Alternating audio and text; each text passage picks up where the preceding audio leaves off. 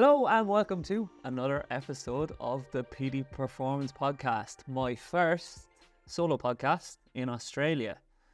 Ryan has been on to me saying that I need to give you guys an update, and my Instagram has been going pretty well with lots of people interested in how I've been getting on in Australia. I've had a lot of messages about Australia. I'm sure there's lots of coaches in Ireland, a lot of people in Ireland that aren't working in the coaching industry as well, physios as well, and other types of practitioners that are debating and flirting with the idea of moving to Australia. So they're probably thinking, look, I should probably find out straight from the source what it's like when you get out there. As well as that, they're probably thinking, like I was thinking, Australia is the place to go for sports science, for S&C, for performance coaching, for anything in that industry. So they're probably wondering how I've been getting on. They're probably a little bit invested in my personal journey if they follow me on any of my socials as well. So I suppose it is a valuable exercise to just give you guys a little bit of a life update. It is the 31st of January. This will be going out in a few weeks, I'm sure, but till now, and I'm sure in a few weeks it won't have changed, I have been really enjoying the experience of coming out here. It's been really valuable.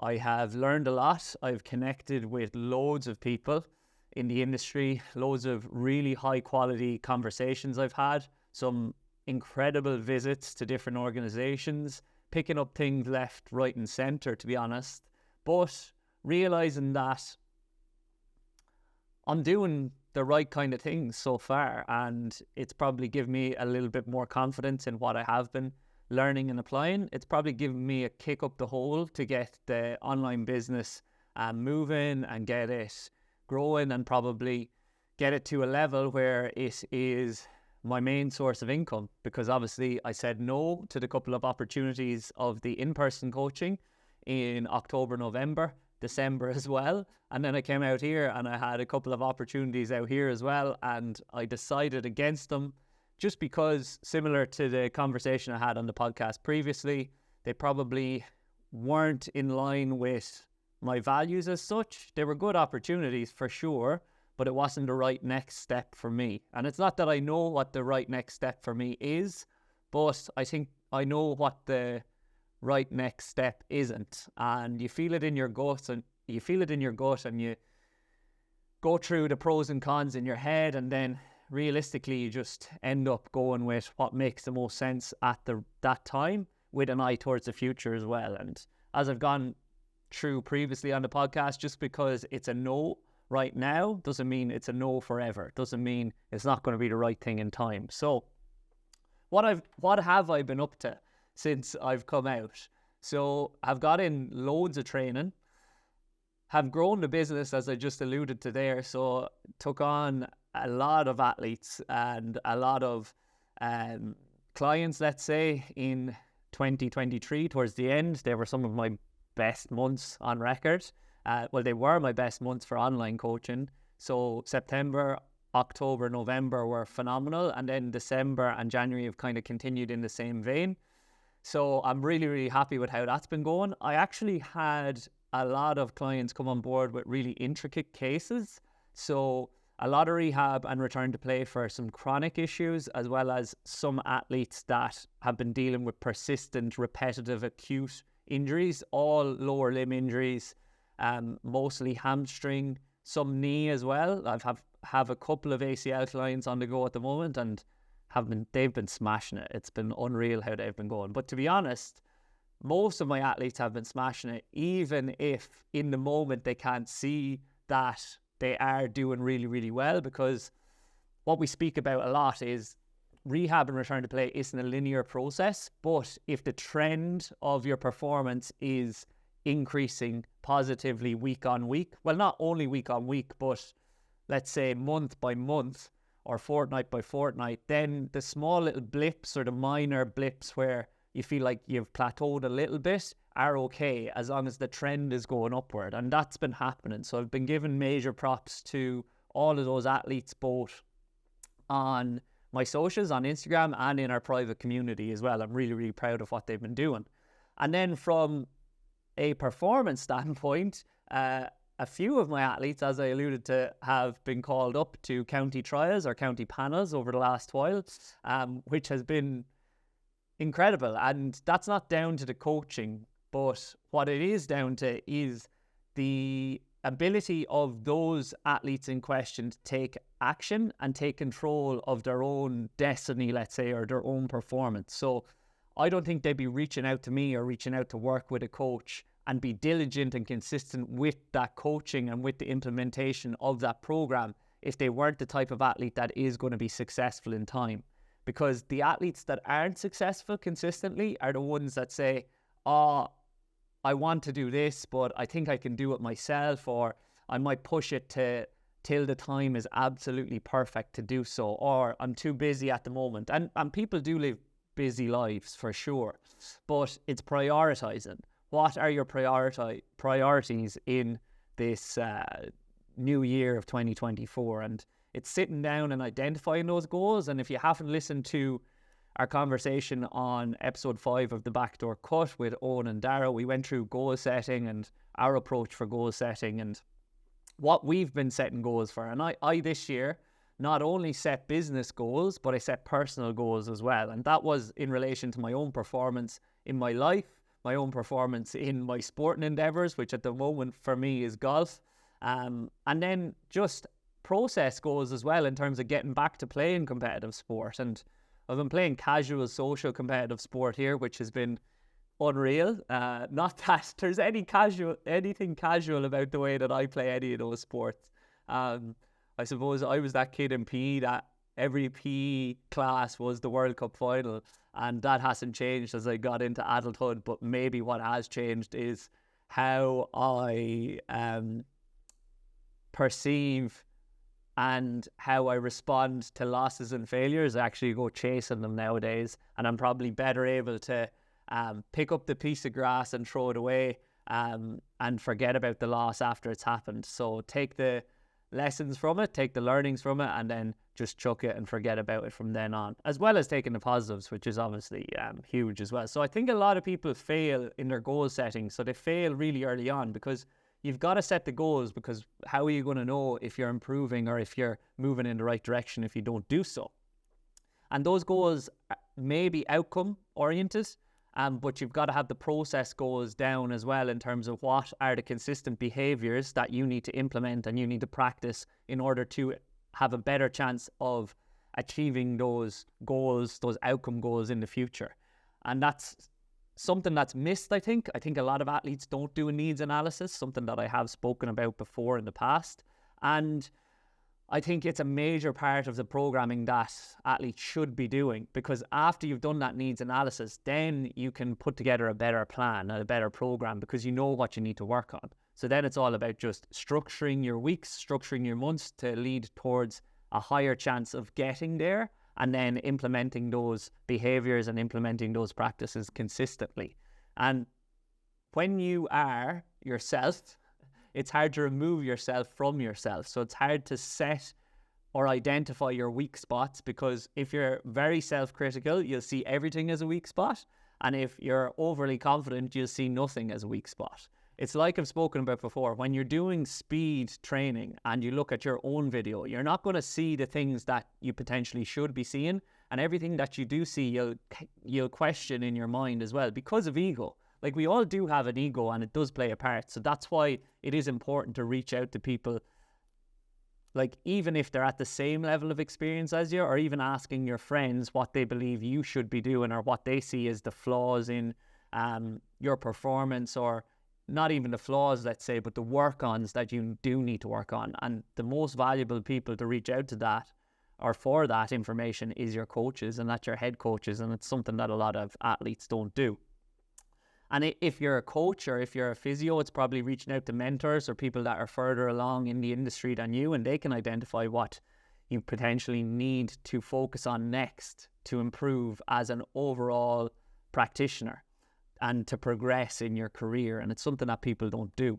And I've taken part in a number of different mentorships, I guess, and I've seen great value in them, and they've been very, very different as well. But that's probably how I identify what I need to work on next. And I kind of know what I need to work on next and what my next mentorship will be. But at the moment, I'm focused on just doing a lot, because I think a lot of people do join the mentorships and do the self-help and read the self-help books and figure out what they should be doing, but then they don't actually practice, they don't actually implement. A lot of athletes do that as well, and they learn all about the human body and the best training modalities, but they don't actually put it into practice. And the best way to learn is by doing. So give it a bash, then go hell for leather, and then you learn off the back of just practicing.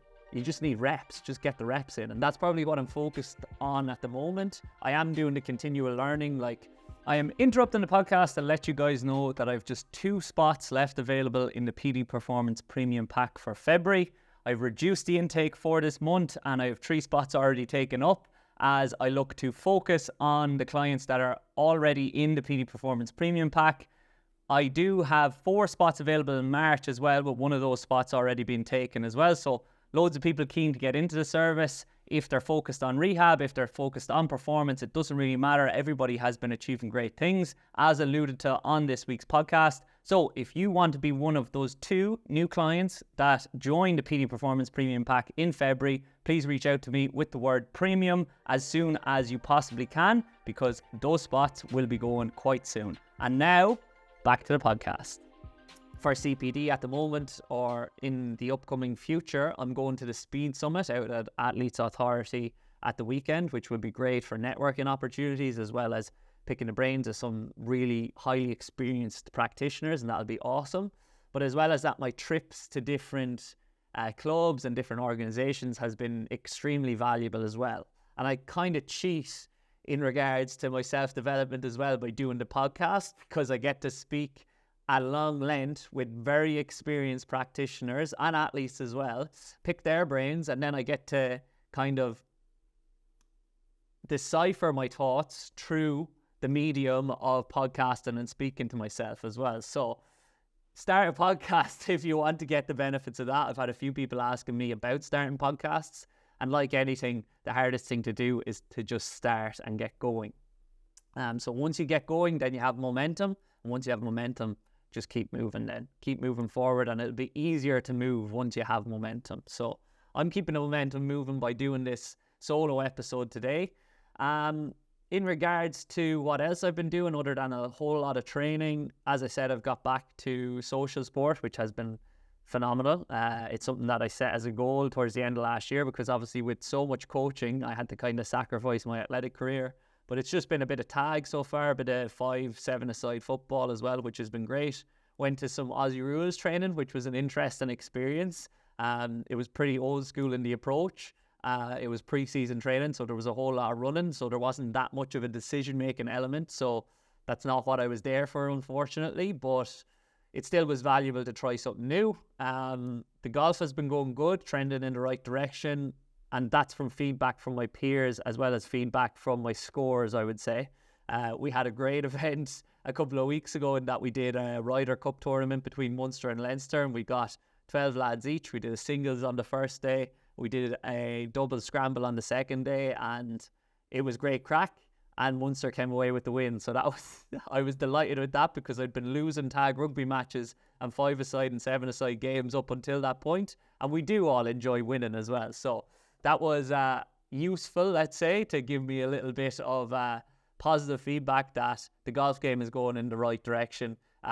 Managed to win my singles game, which was great. I think I won it on, we were only playing singles for 9 holes. I won it on the 7th hole, potentially, 6th or 7th hole. And then the next day, I was a little bit shaken because we had a few drinks the Friday night, as is to be expected around that time of year and just prior to my birthday as well, and enjoyed ourselves. And I was a bit shaky at the start. We actually went 5 down in the first 5 or 6 holes, I think, on the doubles, in the doubles game. And we managed to pull it back and get a half. And we were the last game coming in.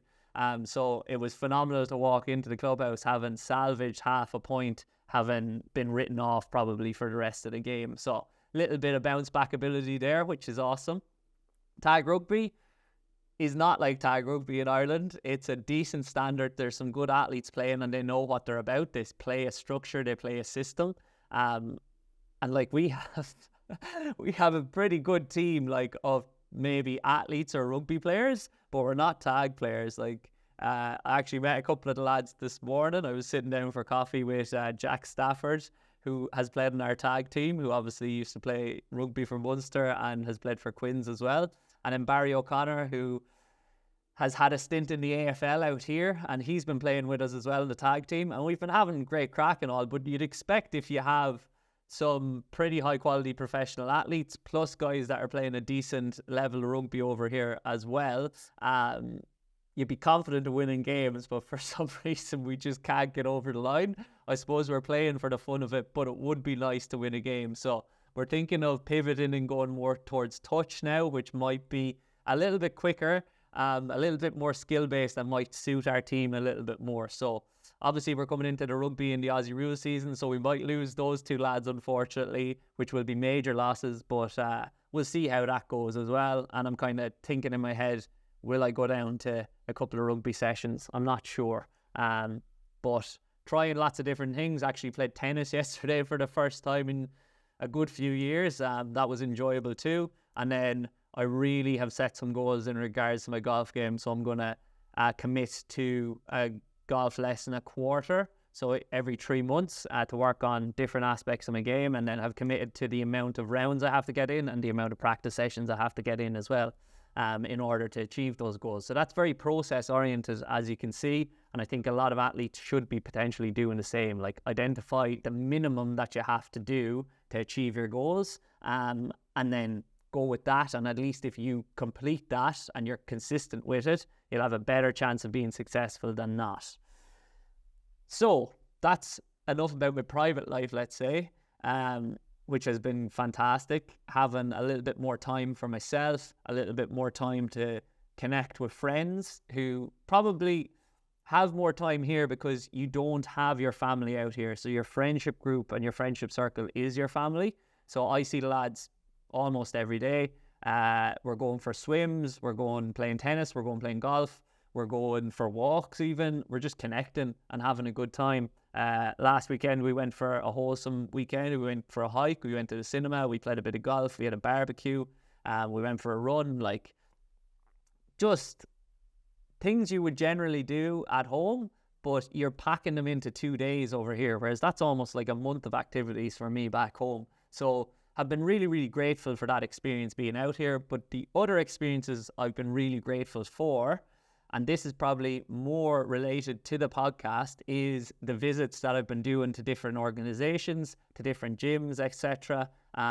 They have been really, really valuable. So I think the first visit I did was out to Bankstown Athletics Club to meet Jack Edwards, who's a previous podcast guest, and see and observe him working with his athletes. That was really, really great experience, like seeing him work in and seeing him in action and seeing his personal approach to developing speed with those sprinters and those athletics athletes. Generally, none of them going over 400 meters, I think, so you could probably classify them as sprinters, and then hurdlers as well. Very different to what I've seen and what I've observed at home. Probably showed me the power of authenticity and the power of developing really deep relationships with your athletes. And then, as well as that, driving a really competitive and positive environment as well. That was something that I noticed, and something that I've noticed in most places that I've been here. So that was my first visit. It was great fun. Really enjoyed it. And after that, then I think I went out to meet Ian Reeves, who is going to be a podcast guest, who is in the same friendship circle as me out here, and who has been just fantastic to meet. A great guy, great person, deep thinker, great person to have a conversation with, and he's great crack as well. But went out to meet him at the Rabbitohs, and we had a great conversation about all things leadership. He showed me around the facility, which was awesome. And we just spoke about the different issues we've been having in our own careers and the different positives that we've been taking from our own careers, picked each other's brains, and got a lot back out of each of our probably specific area of expertise. So that's been great. And it's probably harder for me when we're socializing to not talk to Ian about work, but he's very good at not talking about work when we are outside of work, because his job is extremely intensive. Really like a job that I have great admiration for the level of care and detail that he goes into and the diligence with which he practices his work and his career. So looking forward to putting that podcast out for you guys in the near future. Can't wait to sit down with Ian for a longer conversation and getting to talk to him about work again, because usually he doesn't want to with me when we're having a few drinks or when we're in the Coogee Pavilion or we're out in the golf course. And he's probably right to be like that as well.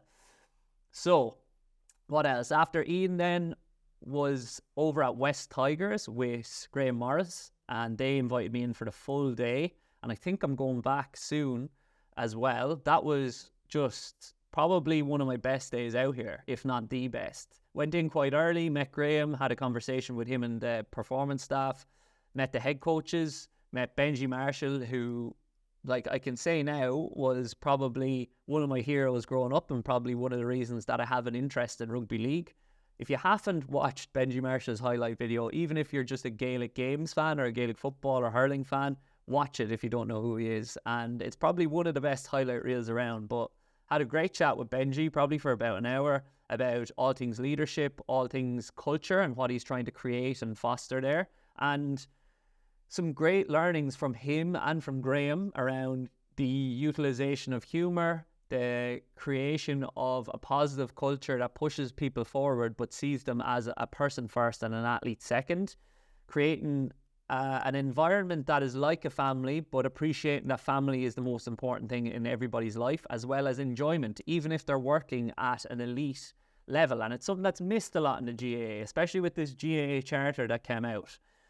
I think when in the GAA they hear professional, people think, okay, that means no fun. We treat it like I'm an accountant, and it needs to be just focused, diligent work to the nth degree, and there's no room for enjoyment. Whereas, as Benji said, like, what's the reason you picked up the ball in the first place? It's to enjoy it. So you've got to enjoy it, especially in Gaelic games where it's an amateur sport still.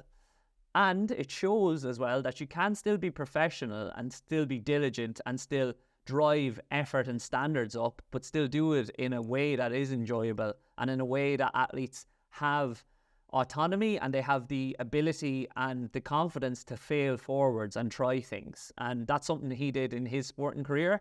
And it's something that I kind of observed in the coaching staff as well. Like, Graham tries different things with his rehab clients, and you'll have listened to the conversation with Graham now as well. And he just is himself. He's his authentic self, and that's something that's very, very important and is probably missed by a lot of young coaches. They try to be something that they're not. I probably did it myself. But the more authentic you are and the more you live in line with your own values, the more people are able to connect with you because they can see that you're being real. And that might be using humor in a session. It might be connecting with athletes and asking them deeper questions. It might be sharing about your own life. But generally, something that I learned in the West Tigers as well is to listen first and then speak second. But always attempt to offer and provide value to the scenario that you're presented with. So something that they did really, really well, which I hadn't really seen as much of, was they had so many coaches and so many practitioners in the performance staff that for their prep work, pre-session, which I'm always harping on about in relation to speed and change of direction, they split into smaller units, and then one coach took each unit. And it was very much focused on robustness, very much focused on prep for their acceleration day, which they were facing into. And then they were going to microdose some plyos, some hip lock work, and some movement mechanics in there as well. So because the athletes were in smaller groups and because each of the coaches split up and focused on one activity or one exercise or one prep focused activity, the level of detail that the coaches were able to give to each exercise was higher than if they were trying to do everything at once. As well as that, because each athlete was in a group of, say, 3, 4 or 5, they almost got an individualized coaching session on each individual exercise. So it was real low-hanging fruit, and it probably only took about 10, 15 minutes. And then following that, they went into their plyos with Graham, and Graham was observing all of that, as were the other coaches, but there was lots of coaching points, and there's enough coaches around that there's someone to take the group, but there's also enough people to give individual cues as well. And it's okay to cue athletes, especially the younger ones that might need it, but don't over cue them is something that I noticed from that. But they actually do appreciate the finer details. And I know I've spoken about like the really elite level, high level athletes in the past and how they seem to pick up things quite quickly. I think it's fine to cue those athletes because they understand movement. They're intelligent people. Like they have a different type of intelligence maybe in terms of their intelligence surrounds their body and their ability to replicate movements and find different movement patterns at a faster rate and learn different skills at a faster rate than other people that maybe aren't at the level of athleticism that they are. But appreciate that they can do that and they do require a little bit of cueing at times and give them that. So loads of lessons there in regards to culture, humility, practice, and how it's important that everybody in a performance department or everybody that you're going into work with is just a good person. And if you get good people in the room, the rest follows. And that's straight from Benji's mouth, I think. So I think that's something that's missed by a lot of organizations. They look for the best candidate in terms of their experience, but they don't actually ask themselves, would I like to eat lunch with this person every session? Are they going to fit into our group? And I think that's probably more important, as well as having a growth mindset and a ability and a interest in continually self-developing and improving your knowledge and your practice and your system. I think that's probably more important than where you've been before and what you've done before. And that might be somewhat of a controversial opinion. Maybe not. I got called a politician on Twitter recently. But that's what I believe anyway. And it's something that I've observed, and it seems to be the case in a lot of organizations for sure, especially the successful ones. People that are keen to grow will grow within the organization and grow with the organization. People that maybe have all of the experience but aren't interested in relinquishing any power or delegating at all or compromising at all, potentially they're not going to be the right fit for the organization. So something that I have been learning for sure. Then my most recent visits were, I went to Melbourne and I went to the tennis, which was great day out. Went there twice actually, got to see Djokovic in the flesh. Djokovic versus Fritz. Just unbelievable. Like my mom actually asked me, is he the best athlete you've ever seen? And I didn't think that was fair because athletes are in different departments, they're in different sports, and I'm not sure in terms of how I could appraise that through just observing him once, but undoubtedly he's probably one of the best players that I've ever seen. Like Fritz was sending serves over the net at 210, 212 kilometers an hour, and Djokovic was getting them back. Not only was he getting them back, he was getting them back and putting them where he wanted to put them to put Fritz under pressure. And I thought that was just unbelievable. Like, it's only when you see that in real time and in real life, you actually can understand and appreciate how good these athletes are. Just class. And then I probably appreciate it even more after playing tennis yesterday, because me and my mate Keane were playing, and we probably both fancy ourselves as beginner to intermediate level, but we're still crap. Like, you know, like they are just unbelievable. And it's not like you're going to be near the best in the world, but I feel like when you try to do something similar to people that see hurling and then try to play hurling after not having played it at all, that's when they appreciate, oh my God, this game is so highly skilled. It's so incredibly skilled, and it'd take me years to master this. I think a similar thing happened to me yesterday. So Melbourne last week, after the tennis then, went down to meet Dean at Collingwood FC, which was class. Got to observe their training session. Took a lot of learnings from that as well. He's head of rehab, returned to play there too, oversees the physical preparation program or the athletic development program too.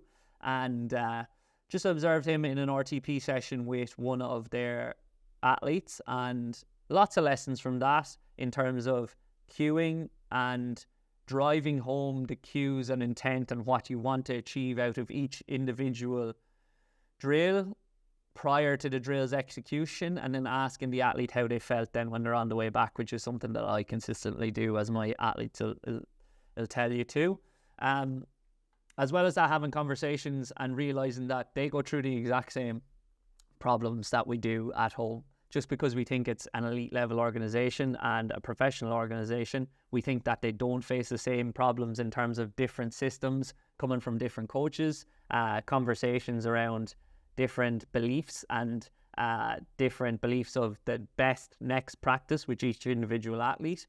But as well as that, if there was no conflict, then the organization and the athlete is being put at risk and they're not growing, because you have to have that conflict to have a better resolution, and you can't have everybody agreeing with each other all the time. If everybody agreed all the time, then it'd just be a vacuum and you'd be just smelling each other's farts, as they say. Sorry for the crude saying, but the organization isn't likely to grow at all, nor is the team likely to improve. So I've said it before, you probably need a few people that point out flaws, but you need more people that point out flaws and point out ways to improve it. Offer solutions, not just problems. What else did I learn? I have it written down here. We were talking about specializing and being a generalist, and something that I was thinking about was, and something that I learned from Dean is, you can be a specialist if you want, but if you want to be a specialist, you're probably better off just focusing on your own area. If you want to be an elite level generalist, then you learn from multiple different areas, and that's perfectly fine. But if you want to be a specialist, maybe you're better off not putting your finger in other pies and other areas if you haven't done the necessary learning in those other areas to offer sound and relevant and good advice based on where the athlete is and what the research is indicating at the moment, as well as what you've learned through years of practicing.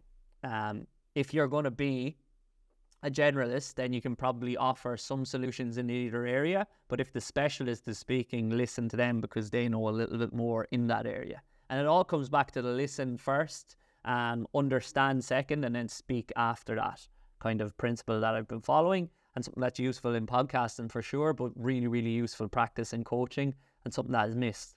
I definitely missed it as a young coach. I talked way too much. I told them all about the systems and all about why we were doing certain things and all about what they needed to do next and what I was seeing and everything.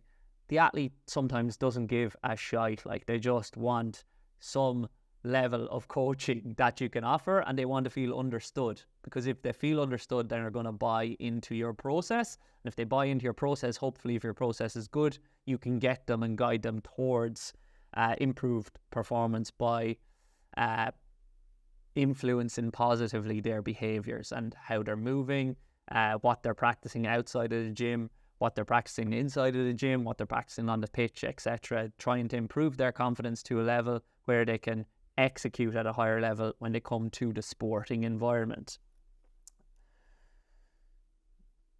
Moving on, I then went to 2 private institutions or gyms, Accardi Fitness to meet Brandon Accardi, which was great trip.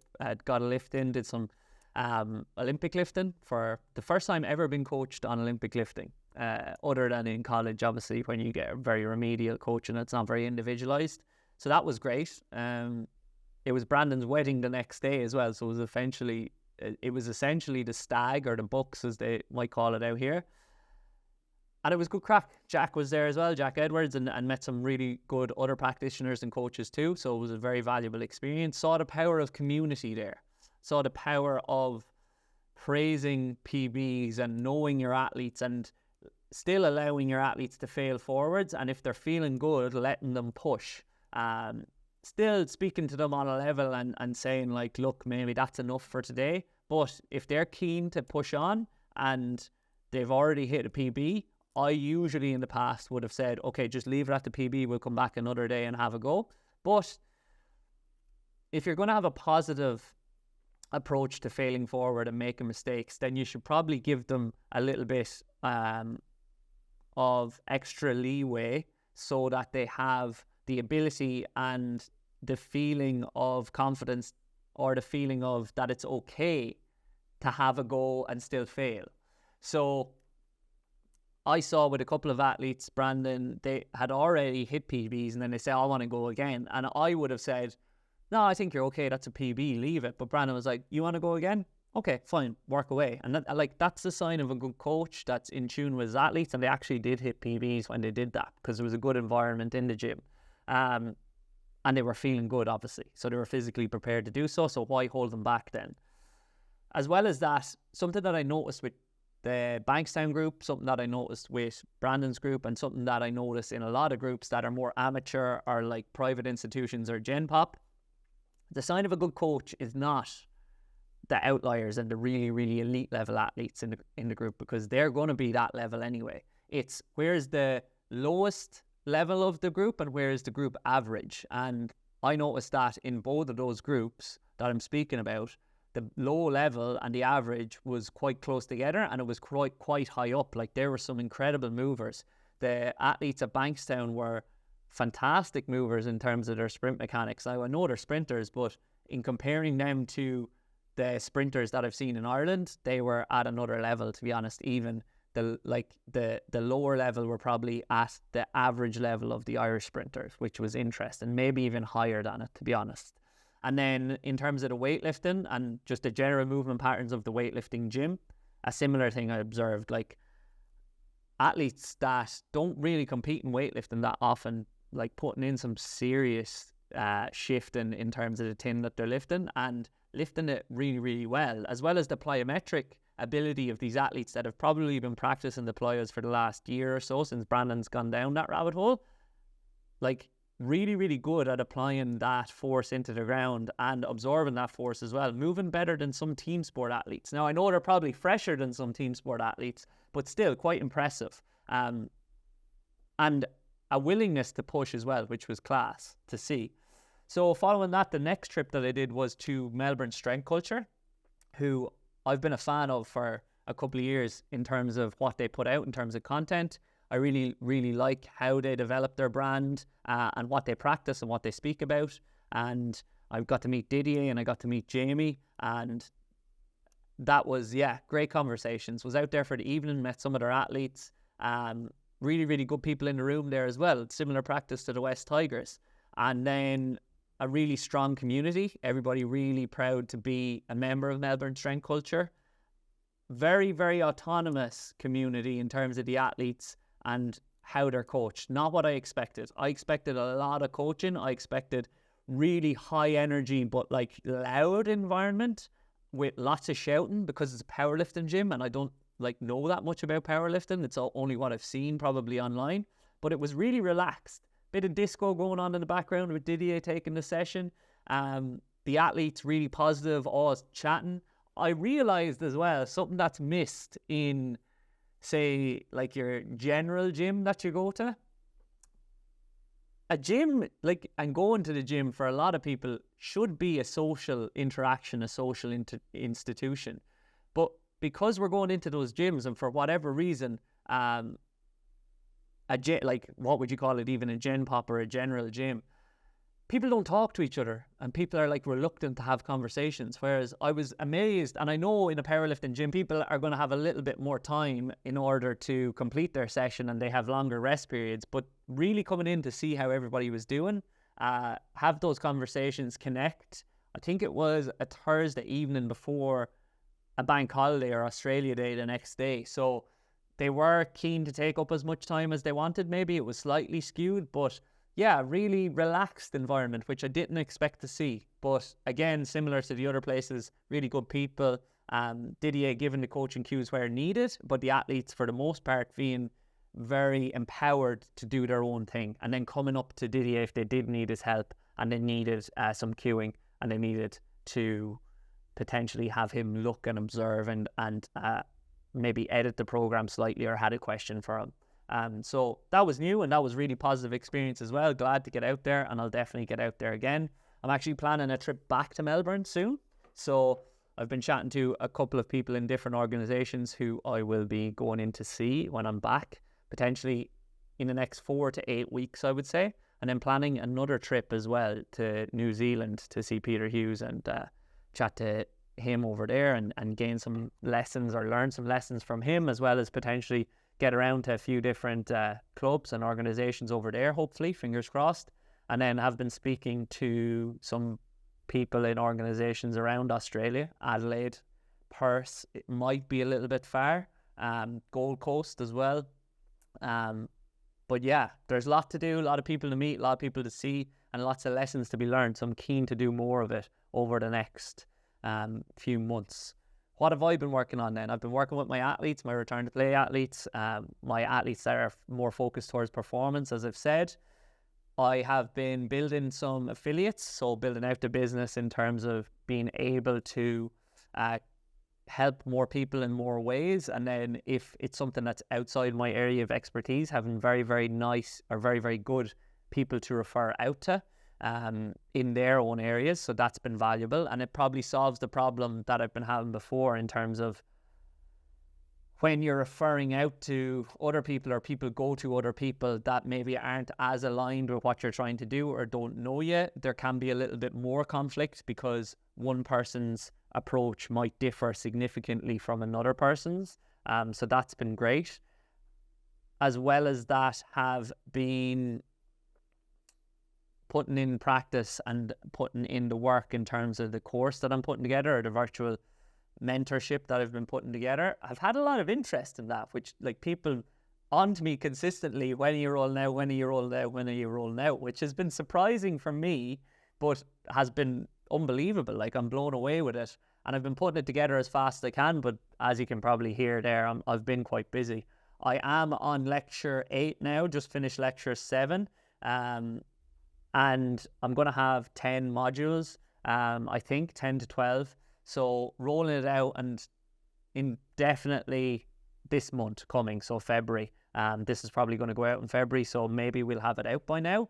But yeah, that's been valuable in terms of streamlining my thoughts, putting them on paper, putting in my process and my systems on paper. And in terms of learning as well, it's been great too, because I've been reviewing the things that I've learned over the years and maybe learning them even a little bit more diligently and to a finer detail and to a higher level, because I've been really focused on being able to convey my understanding to the people that maybe don't have the same knowledge base in those areas. And the best way to learn something is to teach it.